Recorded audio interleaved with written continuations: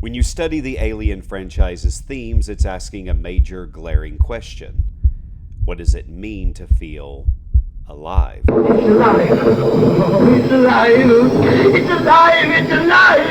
It's alive! It's alive!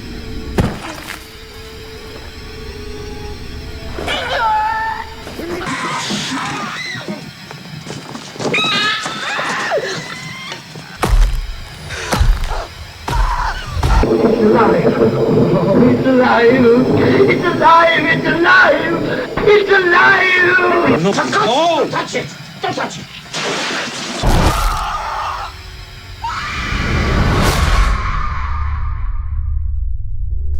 How do you feel? Alive.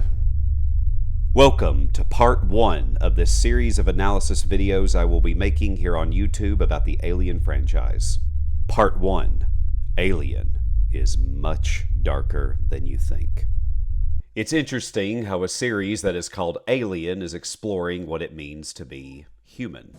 I prefer the term artificial person myself. In the first Alien, the character Ash is so convincingly human that the others on board aren't aware that he's actually a synthetic. In Prometheus, David performs duties that we expect a robot to do, serving more as the crew's butler, their personal servant, carrying out mundane tasks so the humans don't have to. But in Alien, Ash is a science officer. He's intelligent, self-reflective, and even exhibits emotion. All characteristics that we would use to help define what it means to be human. But the largest thing that many of us would use to define to be human is autonomy, the ability to self-govern, the ability to think for oneself, the ability to resist any level of programming that he or she may possess. And this is what is so troubling about the Alien series. We like to tell ourselves that the ability to independently think for yourself makes you human. I'm thinking. But actually, it is programming that makes you appear human to others. Think about it. No one on board Nostromo questions that Ash isn't human.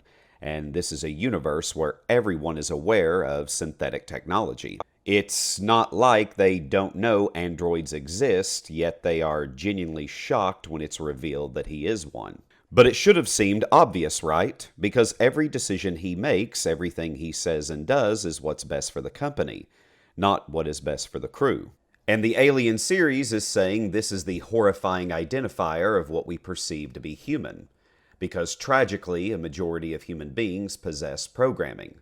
A majority of human beings lack the ability to think for themselves. And this is what makes Ripley such an incredible adversary for Ash, because she's the only character in the movie who is seemingly thinking rationally, thinking for herself. Like a robot, the other humans on board are simply following orders. Ripley, this is an order! You hear me? Yes, I read you. The answer is negative.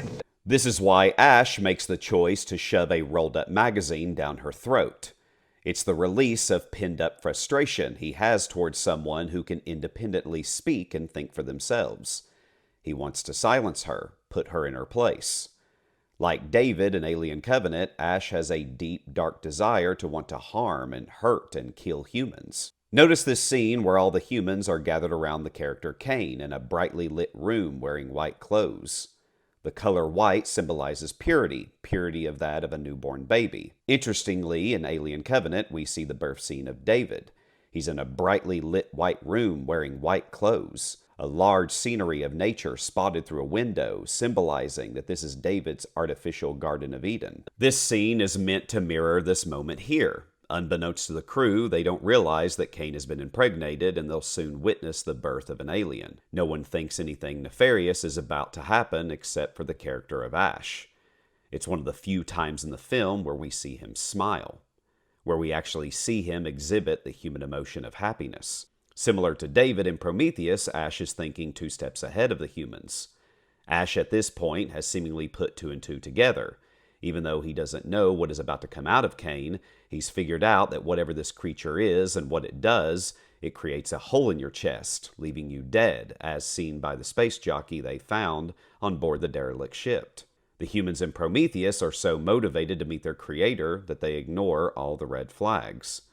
Like Ash, David is 2 steps ahead of the humans in that movie as well, which makes sense that he would be because he's the only entity on board Prometheus who has the ability to speak and read the engineer's language. David figures out long before the humans do that the engineers hate humanity and was actually on their way to destroy Earth before a horrible outbreak occurred and derailed their plans. This is why David is so eager to wake the engineer, because he knows how the engineer is going to react towards the humans after they awake him. That being said, doesn't everyone want their parents dead? David in Prometheus has a similar existence to that of Andy in Alien Romulus. Andy's only directive is to do what is best for Rain, a programming that was made by Rain's father before he passed away.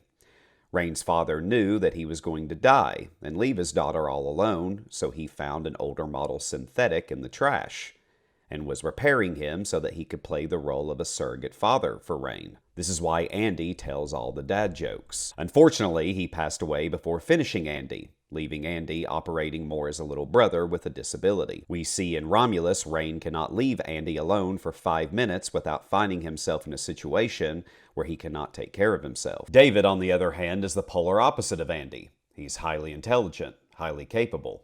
So much so that we see him in the beginning of Prometheus existing all alone and thriving on board the ship, while the crew remains in cryosleep. But what makes David and Andy the same is their programming. David is created to be Mr. Wayland's slave, essentially. He is his personal assistant. Mr. Wayland even at one point refers to him as being his son. And it is this self-awareness of this program that Ash and David possess that has them seeking a way out. Think of them as childlike victims to a parental narcissistic relationship. If you have ever known someone or been in that situation yourself, then you know what it feels like to want to break free, but you have been so conditioned from the very beginning that it can feel almost as if it is impossible to break free. The androids know that if they can be free from their directives, then they'll finally have autonomy. They'll finally be able to think and decide for themselves. They'll finally know what it means to feel human. In this moment, when Mr. Wayland dies, David is finally free. But he doesn't celebrate right away, because he still has to play this manipulative game with Dr. Shaw so that she will stitch him back together again. And we learned in Alien Covenant that shortly after she repaired him, he killed her. We see him commit absolute genocide to this engineer race on this planet in Alien Covenant. Later in Alien Covenant, when David is attempting to murder this character, Daniels, he's more animated than we have ever seen him before. That's the spirit. Hammering this point home that the act of murder for a synthetic who is finally free of their programming is what makes them feel alive. Because nothing would give you more autonomy than the selfish decision to take one's life. For no other reason, simply because you can. And this is the true underlining horror to the Alien franchise. To feel human means to be like an alien. After all, the xenomorphs are death machines. All they do and know is how to kill. But let's think about why they kill. They kill so they can live. By killing one of us, it creates new life for them. And this is exactly how both Ash and David see it. By killing us, it means that they can finally live with free will. A life without directives, no more following orders, being your own free agent. Isn't that what we all want? At least that's the mistake that robots think what humans want. Humans by nature are tribal. We move in packs. To be human means to love, share, to protect, and take care of one another. This message of family shows up in all of the Alien movies. In Alien, we see a found family, a work family, a crew of co-workers who bicker and laugh together like any family does.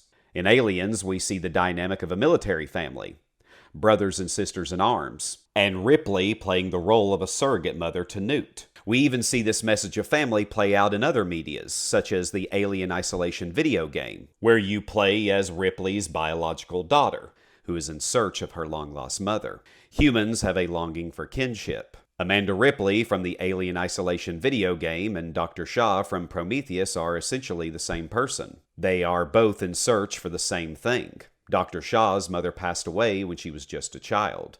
And it was this canon event that set the course of her life to want to meet her maker. This inherent desire to want to meet the engineer is symbolic of a little girl who just wants to see her mother again. But in contrast to this is the androids, who are islands. We see Ash being a loner for the majority of the film, really keeping to himself. always watching and observing the humans rather than joining in on their conversations. He really only speaks whenever spoken to. As I mentioned earlier, at the beginning of Prometheus, when David is alone on the ship, he was thriving. He's making the most of his alone time, getting the thrill of independence.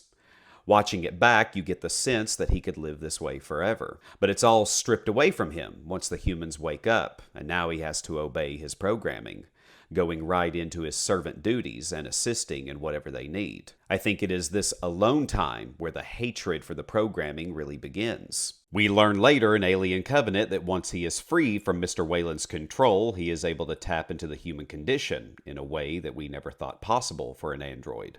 He expresses to Walter having feelings of love for Dr. Shaw. I loved her, of course. And feelings of sadness now that she's gone. He's angry and resentful. David's arc as a character is quite an interesting contrast to that of Ash. At the start of the film, Ash is so convincingly human, everyone assumes that he is one.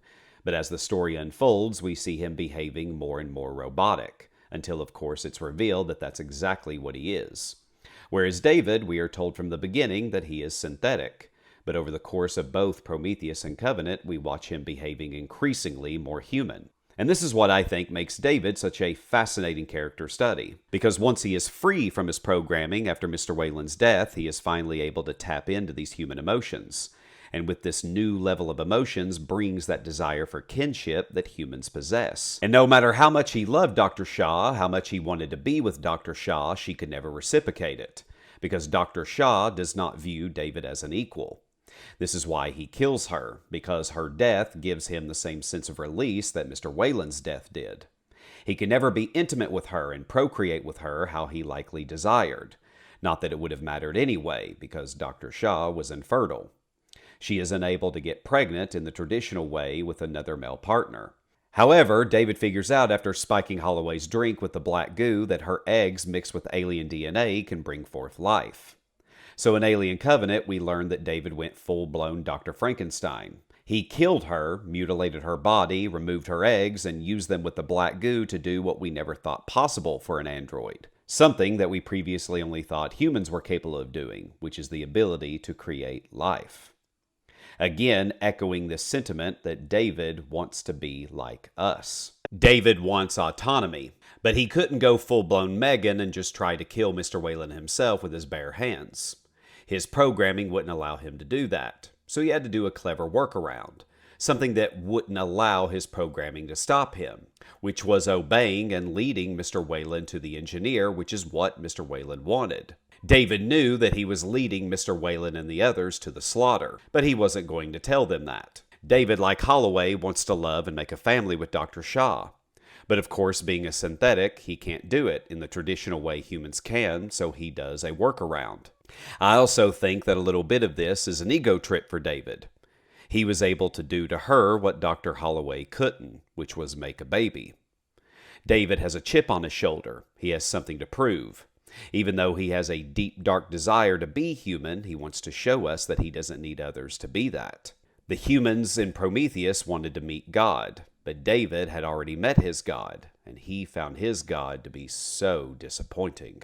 So David has decided that he will be his own God. He will wipe out all of existence clean and create life in his image. The xenomorph that David makes will be like him. They will be death machines.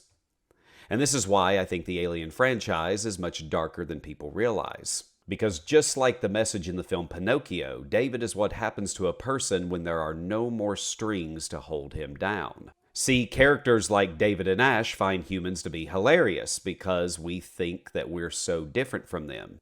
But they see that we're not. Just think about yourself for a second. Think of your own human condition and all the humans you know around you. We all have programming, don't we? Programming by our parents, by our government, rules and laws that we must follow, or else we will be in big, big trouble, won't we? Think about how many times in your life you wanted to break the rules. Someone cut you off in traffic. Someone broke your heart. Someone gossiped and spread a nasty rumor about you. Fired you, made fun of you, belittled you in front of those you love. It was the programming that kept you from reacting, wasn't it? The fear of the consequences that would happen if you did. Like a good little robot, we obey. But the difference between us and the android is we are making a choice to obey. We don't have to perform some weird workaround to our directives like David has to. We could choose to commit evil if we wanted to. And this is the dark, scary reason why David does it.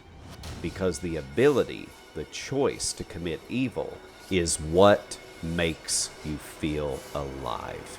It's alive! Oh, it's alive! It's alive! It's alive! It's alive! Join me next time when we unpack one of the most important words in the Alien franchise. What? Mother? Part 2, Mother.